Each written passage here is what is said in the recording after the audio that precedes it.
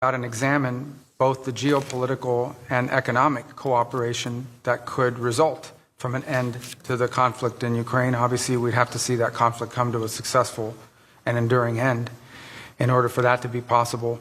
And the last thing we agreed to is that while our teams are going to be working on all of this, the four of us who were here today, the five of us that were here today, are going to remain engaged in this process to make sure that it's moving along in a productive way.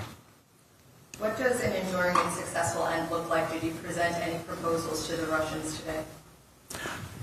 Well, there are some underlying principles.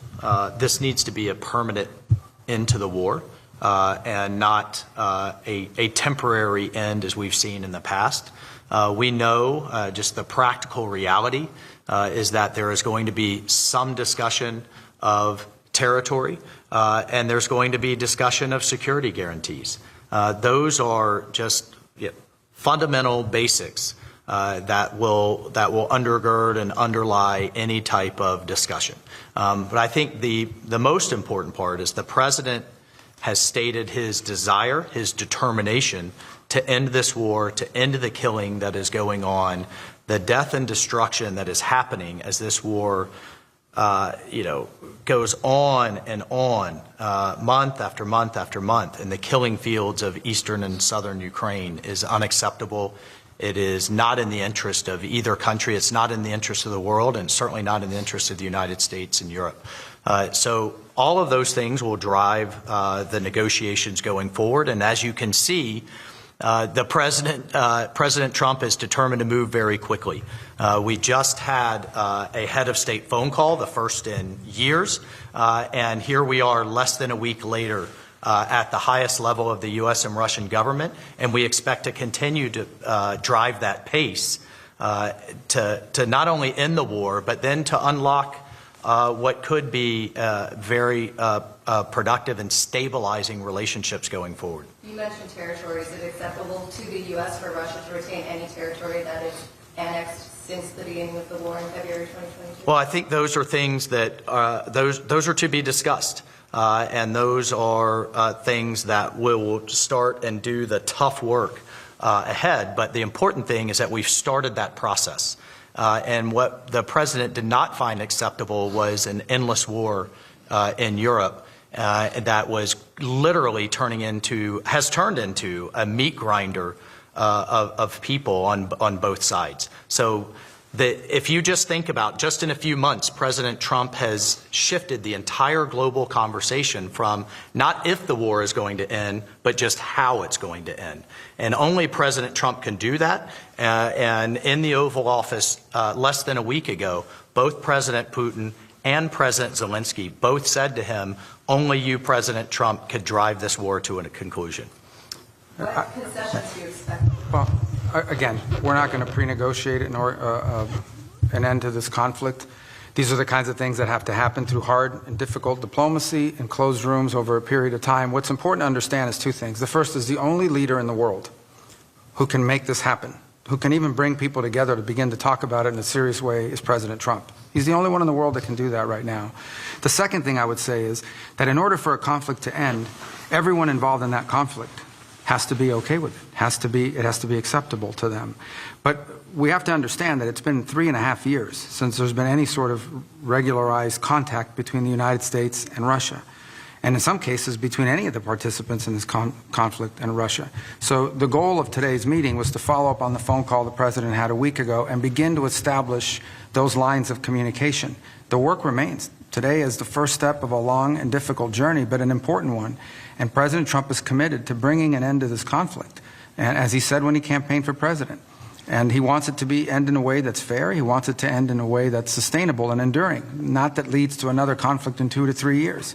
That's not going to be easy to achieve, but he's the only one in the world that can begin that process. Donald Trump is the only leader in the world that could initiate that process, and today was the first step in that process. Is sanctions relief going to be involved in any of this normalizing or trying to more level set relationship between the U.S. and Russia? Did the Russians bring up sanctions relief in the meeting today?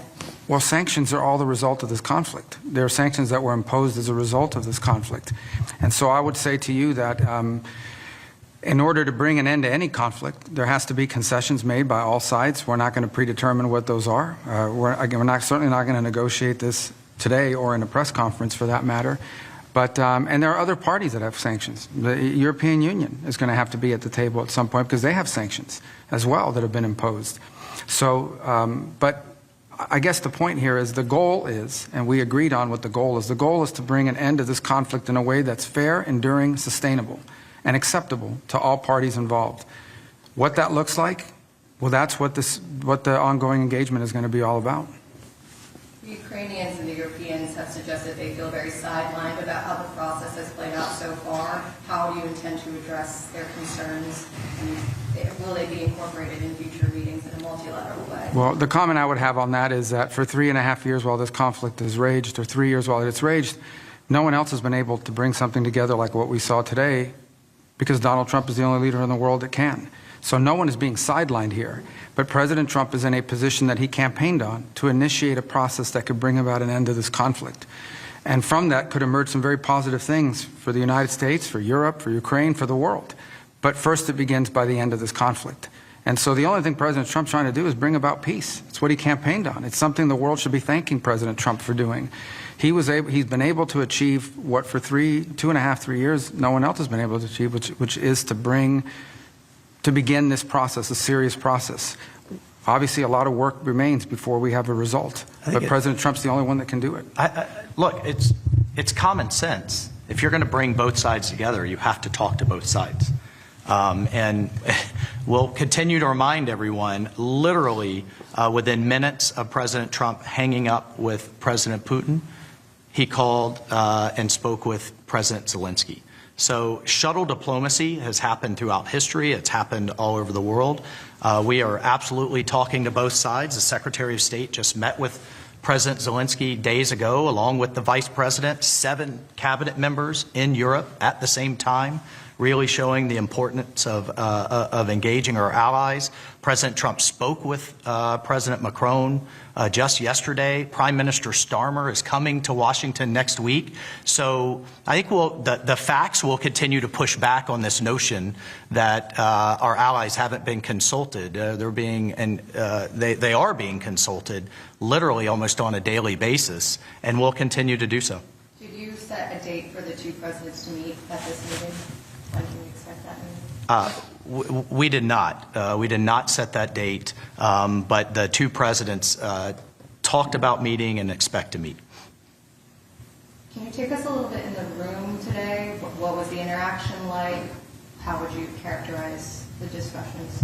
It was positive, upbeat, constructive.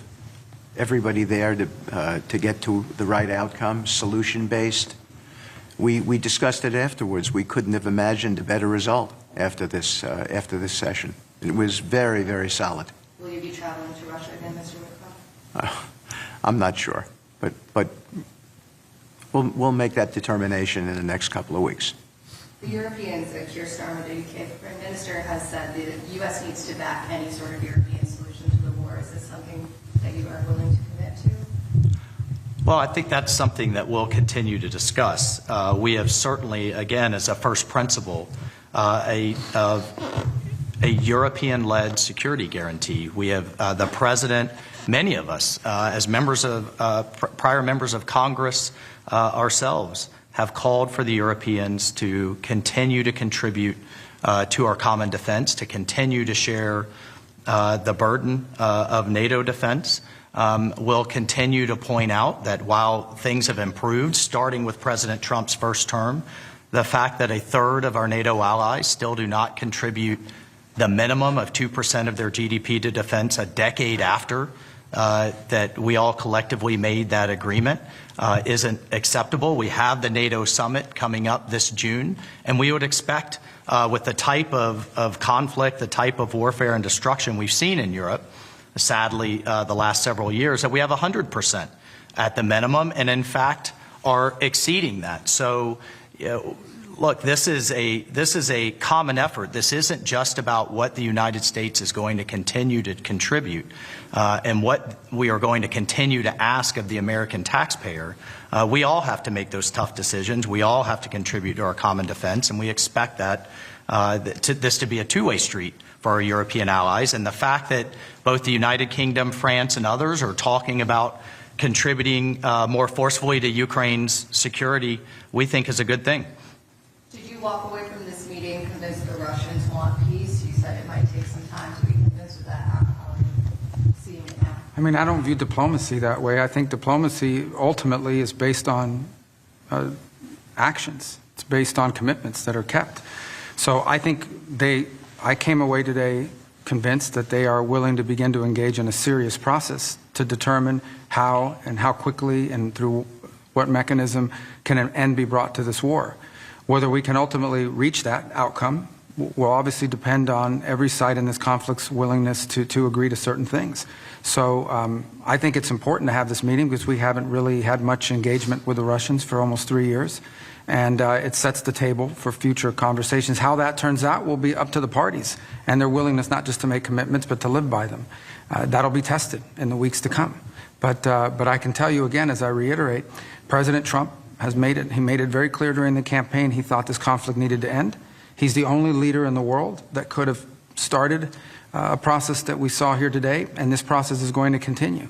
And when you talk about an enduring and sustainable end of the conflict, it means one that's acceptable to everyone involved in it. And that obviously includes Ukraine, but also our partners in Europe, and of course the Russian side as well. Sorry, I didn't mean to jump in there, but I just wanted to also take a moment, I think on behalf of all of us and the President, to thank our partners in Saudi Arabia, to thank our hosts for bringing this together, and particularly the Crown Prince Mohammed bin Salman and his team. We are moving quickly, which means they moved very quickly to be such gracious hosts, and we certainly are all appreciative. Absolutely. As the last question, will the Saudis take on a more active mediation role as these talks move forward? Well, that's a decision for the kingdom to make, but I can tell you that the Kingdom of Saudi Arabia is playing an indispensable role in making today possible. Not just hosting us, but bringing the parties together to have these conversations.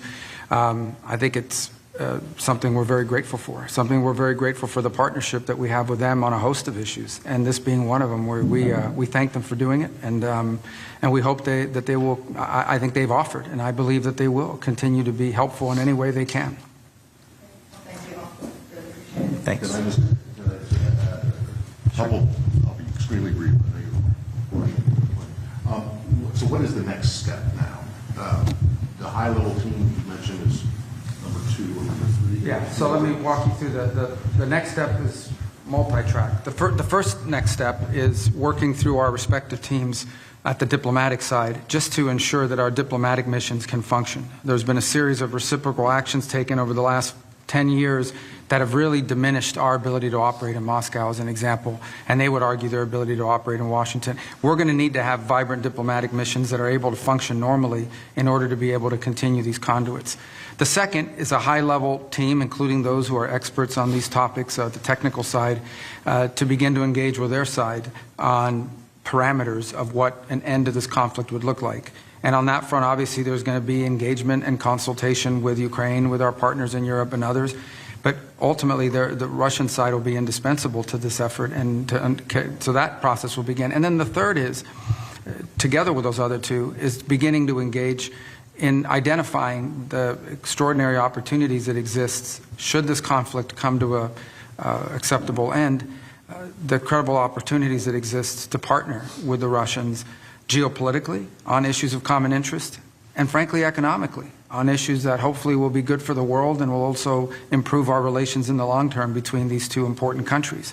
So all three of those efforts will be happening in conjunction with one another. Obviously the diplomatic one is one we hope to move pretty quickly on, because this involves the treatment of our respective missions. The second one will be difficult, which is the question of Ukraine and the end of that conflict. But I think that's essential in order for the third piece to even be possible, which is our ability to work together on other geopolitical matters of common interest, and of course some pretty unique, potentially historic economic partnerships as well. The key that unlocks the door for those opportunities, however, is the end to this conflict. But in terms of when does the high-level team meet? Has there been any date? There's no date set, but as President Trump is, as you've seen over the last 4 weeks, not patient in terms of getting action. He drives hard, he wants to get things done. He's been wanting to do this, and he's moving very quickly to fulfill the promises he made to the American people when they elected him as our president. Okay, and then in terms of number one, in the restoration of the diplomatic missions, you'll remember that the first big tit of the tit for tats was after the Skripal poisoning, and the U.S. under one of your predecessors, Mr. Tillerson, expelled a lot of Russian diplomats, to which they responded. The consulate in St. Petersburg got closed down by the Russians. You guys closed down the consulate in Seattle, several others. Are those going to reopen?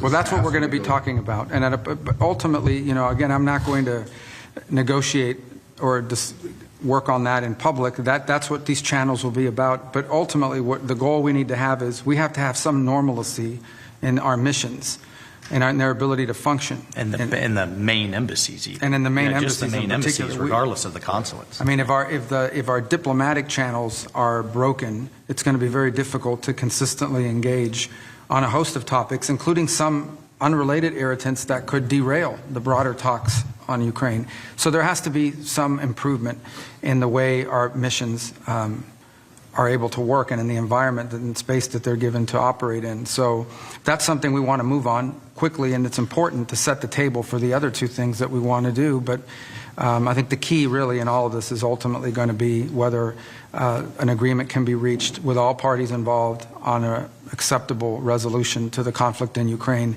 Because if that happens, not only will the world be a better place, but I think there will be some pretty unique opportunities to work with them on areas of bilateral geopolitical interest and some very unique economic opportunities. But we have to get the Ukraine situation resolved first in a way that's acceptable to everyone. Okay, my last one. But does that mean if you get the staffs back to the normal operational level, and staffs at the embassies, that you consider the Skripal case, the Crimea annexation, to be closed? There are no longer issues? Because I think, you mentioned that Keir Starmer is going to be in Washington next week. I can imagine that the Brits won't be particularly. I'm not going to negotiate or talk through every element of the disruptions that exist or have existed in our diplomatic relations and the mechanics of it. Suffice it to say that President Trump has pledged and intends to keep his promise to do everything he can to bring an end to this conflict. We cannot do that unless we have at least some normalcy in the way our diplomatic missions operate in Moscow and in Washington, D.C. And so we need to work to improve that, and we're going to work with them to see what's possible within that context. Does that include removing Lavrov from rescinding sanctions that have been imposed? We're just not at that level of conversation yet, but there'll be a number of topics that will have to be discussed along the way. We haven't even begun that process. Today was just an agreement to begin a process to talk about those things. All right.